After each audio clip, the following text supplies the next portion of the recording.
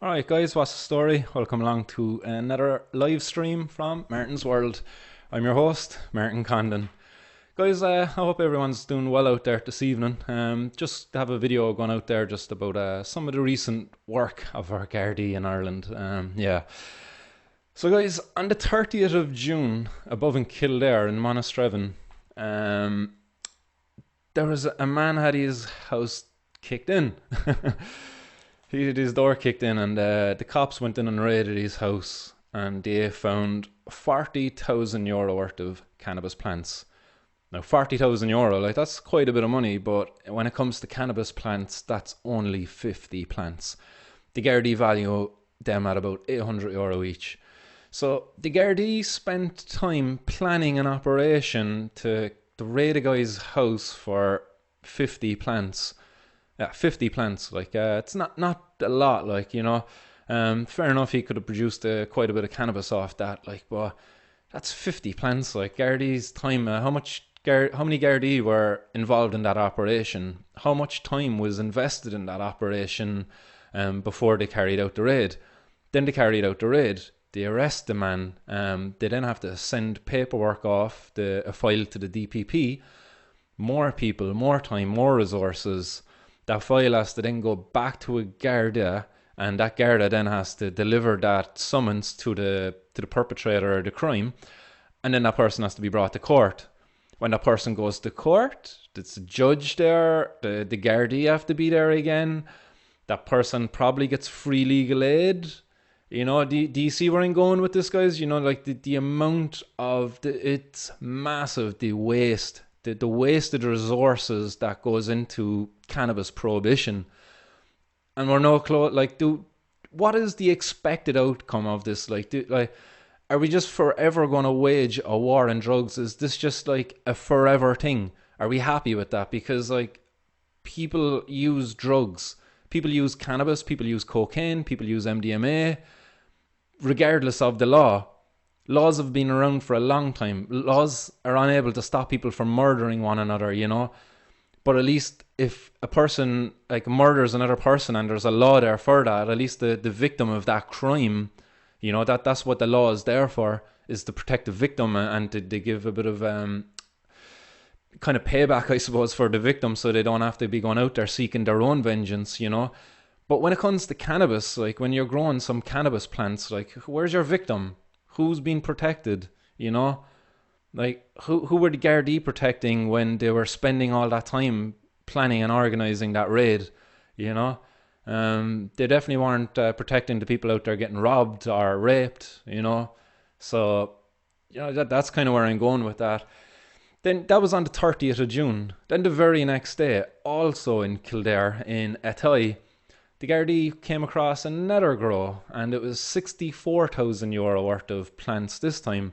64,000. Now that's 80 plants. €800 a plant. 80 plants. They also found €2,500 in cash and another €4,000 in cannabis herb in jars, I suppose. That's a fair bit of money, and again a lot of cannabis plants, but the law hasn't prevented it. The law hasn't stopped it. The Gardaí went in there, they raided it, but they wasted taxpayers' money doing so. And there's probably plenty more cannabis plants out there that are going to easily replace them, So, here's a little transition here. That this is the picture from the grow house in the first house that was raided above in Monastrevin in Kildare. And then this next photo here is from a recent raid, not a raid actually. The Gardaí, again, in an operation where they were being following people involved in the trades of drugs, they came across a car travelling down the road with 4 men in it, and they stopped and searched it, and they found all of what you see here in the photo. That's 4 million, 3.9 million worth of cannabis in that photo. It's not a lot, you look at it there, that doesn't even fill the back of that little van that's behind it, they probably would have been able to fit, close to 100 million worth of cannabis in that little van. And that's only worth that much because of prohibition. You know, if we remove the prohibition, like that value is going to drop really quickly, you know, and the criminals involved in it will disappear. You know, again, this is a Garda operation. Like there's man hours involved in this. Like that's man hours that aren't being put towards things like theft, rape, you know, murder, child pedophilia, all these other crimes where there's a victim involved. You know, Garda resources have been diverted from those crimes and put into this one. You know, it's mind-boggling, really, like that this is still going on to this day, and people like myself are out here screaming from the rooftops to have these laws changed, and the policy makers, the law enforcers, are not.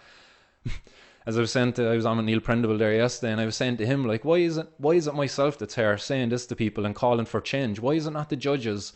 Do you know, when I was before a judge and I poured my heart out to the man and I told him about like how the laws have impacted upon me as a citizen, as a state, and he just disregarded it, he didn't listen to it, you know? Like, I didn't expect for him there and then to be able to change the law, but I would hope that maybe he would have tucked that back to his peers and had a conversation with the other judges to say, hey lads, do you feel a bit crummy about this at all? Like, you know, we keep having these young fellas come in for little bits of cannabis and like, what's going on? When's this going to change? When's this going to stop? But they don't, you know, because why? Like the money in it, like, you know, like the boys, like the free legal aid for the solicitors, like, yeah, there's so much in there. Like I gave €2,500 to the charity, the court charity boxes they call it. €2,500, like that's a nice little bit of money from one person. And to put it in perspective, in the Cork court one day, there was 13 people, including myself, had to wait and have our sentencing all together. The 13 of us were all in for cannabis possession, personal cannabis possession. And how the judge dealt with us that day, and it really pissed me off, but it opened my eyes a little bit to how much of a joke and a charade and a money racket the whole thing is inside in the court. He asked us to separate. He said, those who work stand on the right and those who don't work stand on the left.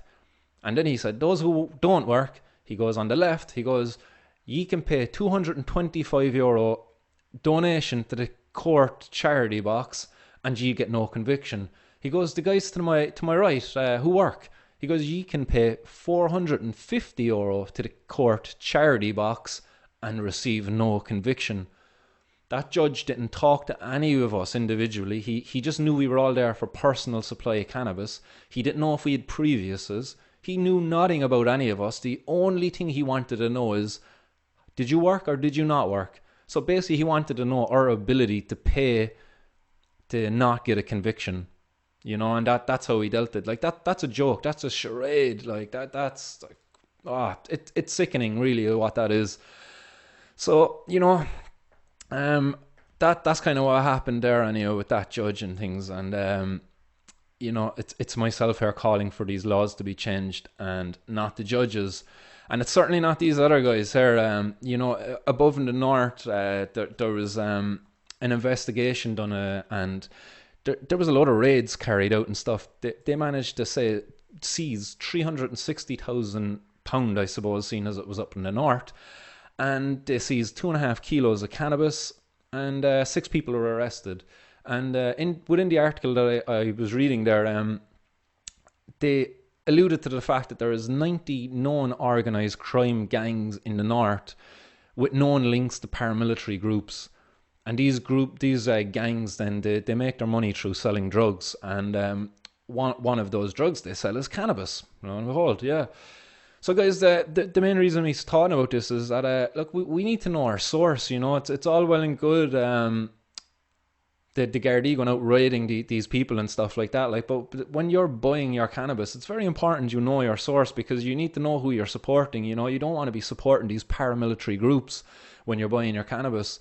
So it's very important, I think, that the communities locally, like, people need to start coming together and forming little grow collectives, you know. Like, not everybody can grow their own cannabis. Maybe you live at home with your parents and they won't allow you, but maybe you have a friend who can. You know, people need to work together, and we need to distance ourselves now from the organised crime trade that's on there, because it's very hard now for us to assure that when we buy cannabis, we're not supporting these kind of gangs. So guys, get out there, start forming these little grow collectives, non-profit groups. You know, it shouldn't be about making money. It should be about supporting our community and ensuring that we get quality cannabis to the people within our own community. You know, the other cannabis consumers. The reason why we need to do that is because we don't want to be supporting them, but the government haven't been supporting us in order to do that. You know, what we've been calling for is for a legal cannabis industry where we buy our cannabis from somebody like this, you know. But the government, they keep policies in place that force us to buy them from these guys. You know, guys, I don't want to be buying my cannabis from paramilitaries. I'd like to know my source. It's very hard to know your source when you're in a prohibition kind of market.